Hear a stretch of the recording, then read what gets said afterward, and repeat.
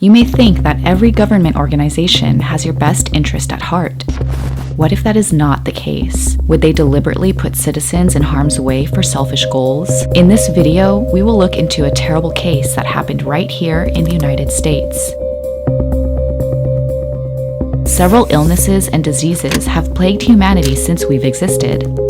When a new disease or infection is contracted, it can send us spiraling in search of a cure. But getting a cure could first mean understanding the disease and how it affects humans. Methods used to understand disease involve studying its cell structure, how it spreads through the human body, how it spreads from one person to another, and how our immune system reacts to the disease. Sometimes scientists need human subjects in order to accurately study diseases and their effects. But such research must follow certain scientific principles. However, some doctors and scientists have ignored these principles in the past and studied human subjects in deplorable ways. One such case occurred between 1932 and 1972 in Tuskegee, Alabama, where the United States Public Health Service tried to study the natural progression of syphilis when left untreated in humans. Syphilis is caused by a bacteria called Treponema pallidum. It can be transmitted sexually from one person to another, but also from an infected mother to her child during childbirth. The infection can cause symptoms like the symptoms of other diseases. For this reason, it has been called the Great Imitator. Symptoms of syphilis include rashes, fever, patchy hair loss, weight loss, swollen lymph nodes, sore throat, muscle aches, and fatigue. The disease has been around since before 1492, when it was believed that the men who returned with Christopher Columbus to Spain contracted the disease from the Americas. The disease became a major health burden for many centuries, but no cure was available until 1943, when penicillin was first used to treat it. The Oslo study of untreated syphilis occurred for 20 years between 1891 and 1910 in Norway. The study was led by Buch Brusgaard and had 2,000 participants. All the participants of this study were Caucasians. The goal of the study was to understand how syphilis develops naturally when left untreated. The U.S. Public Health Service would later decide to build upon this study and find results to complement it. This decision was what gave birth to the Tuskegee experiment. In the beginning, the Tuskegee trial was intended to run for 6 months, but it ended up being the longest non-therapeutic experiment on human beings in medical history. The study was carried out to observe the natural course of untreated syphilis. The researchers experimented on black males from the Tuskegee experiment. There was a total of 600 men in the study, all of whom were poor sharecroppers. Syphilis was quite common at the time, and 399 of the participants already had latent syphilis. The remaining 201 who were not infected were used as the control group. Contrary to popular belief, the researchers did not inject any participants with syphilis. Participants of the experiment were offered free medical exams, free meals, and burial insurance. However, the Public Health Service did not reveal to them that it was a study for syphilis. Instead, the men were led to believe that they had bad blood. The men were kept in the dark about the true purpose of the study till it came to an end. The men were treated with mercury ointments, which the researchers knew were generally ineffective against syphilis. The researchers felt that they were not harming anyone by experimenting the way they did. They defended this with the assumption that black people turned to medical aid only in times of emergency. They felt that participants in the trial had no interest in seeking medical care, and that African Americans were particularly vulnerable to sexual diseases because promiscuous sexual relations were common among members of the black race.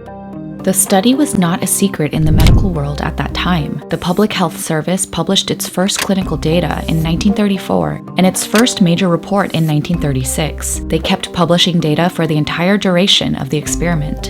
In 1932, Talia Farrell Clark was the head of the United States Public Health Service. Initially, Clark had planned to monitor the effects of syphilis in a group of African American men for 6 months, and then follow it up with a treatment phase. The experiment was funded by the Rosenwald Fund, but they withdrew their aid when the experiment was deemed too expensive. However, Clark continued the research. He was determined to discover if syphilis had a different effect on African Americans than it did on Caucasians. He wanted to compare the results with the Oslo experiments conducted by Buch Brusgaard. It was widely believed that white people suffered neurological damage from syphilis, while black people suffered cardiovascular damage. The regional PHS venereal disease clinic in Hot Springs, Arkansas, was run by Oliver C. Wenger. He and his team oversaw the creation of the study protocols. After the funding was withdrawn, the project was modified as a long-term, no-treatment observational study, and Wenger remained to provide advice and support. Raymond A. Vonderlehr was the research program's on-site director. He spoke with Black medical professionals in the area and requested that they refrain from treating Tuskegee study participants. Vonderlehr stepped down in 1943, soon after penicillin was found to be effective in curing syphilis. Some Black medical practitioners worked on the project. However, it is unclear how much they knew of the true purpose of the experiment. Nurse Eunice Rivers was an African-American nurse. She was brought in at the inception of the study and served as the direct link to members of the Tuskegee community. Vonderlehr believed that her participation was essential to winning the subjects' trust and encouraging their cooperation. When the experiment became long-term, the researchers wanted to study the corpses of participants who had died. Nurse Rivers helped convince families to sign autopsy agreements in exchange for funeral benefits. Nurse Rivers was the only person to work on the experiment for the full 40 years. The Second World War started in 1939. 50 million American men had applied to be drafted into the Army, and 10 million were inducted. In Tuskegee, 256 of the infected individuals signed up for the draft, and as a result, they were identified as having syphilis. They were asked to get treatment before being drafted. However, the PHS researchers prevented them from getting treatment so they could continue with the experiment. Vonderlehr argued that the study represented one of the last opportunities in which the science of medicine would have to investigate syphilis in that way. The participants of the experiment who did not have syphilis at the start of the study were used as control subjects. Some of them tested positive for syphilis when they applied to be drafted into the Army. Vonderlehr noted that these participants had lost their value to the Tuskegee study, and as such, there was no reason to withhold treatment from them. Before the use of penicillin, syphilis was treated with guaiacum and mercury. However, neither of these was efficient. Alexander Fleming discovered penicillin in 1928, and by 1943, it had become the main drug for treating syphilis. Its popularity grew until the U.S. government sponsored several public health programs to stamp out syphilis with the use of penicillin. Their programs made their way to Tuskegee, but the researchers prevented their participants from receiving the drug as treatment. Over the years, some individuals did not approve of the Tuskegee experiment. They spoke out but were generally ignored by the PHS. Austin V. Dibert and Albert P. Iskren were employees of the PHS who criticized the experiment. They found it immoral and poor scientific practice.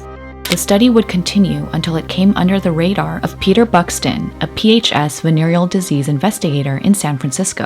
From 1966 to 1972, Buxton voiced his concern, but even the CDC would not let the study end. In 1966, I was working for the U.S. Department of Public Health here in San Francisco.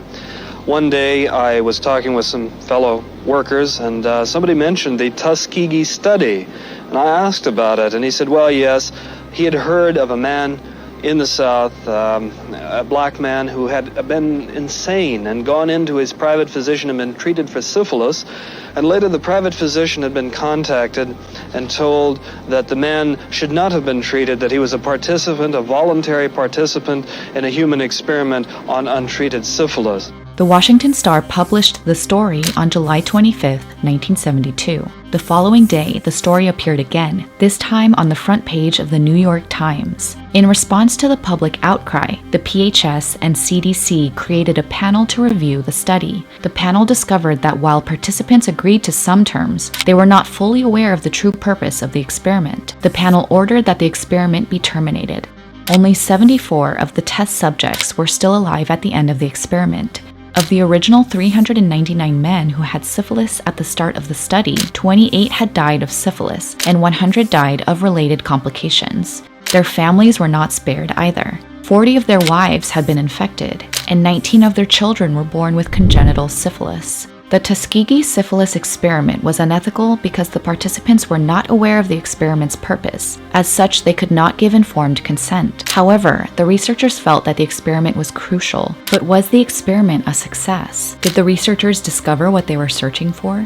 The major goal of the experiment was to monitor how syphilis progressed when no treatment was provided. With this data, they could verify at what point treatment of the disease was needed. But during the experiment, the participants were treated with mercury and bismuth. Even though these treatments couldn't cure syphilis, they could prevent the disease from progressing and causing greater damage, such as syphilitic cardiovascular disease. The use of mercury and bismuth compromised the goal of the study because the disease was treated. No matter how ineffective the treatment was, it altered the natural progression of the disease in the participants. PHS worker Austin V. Dibert recognized that the results of the study were ultimately meaningless. So, the experiment was just a waste of everyone's time, resources, and most importantly, the health of the participants.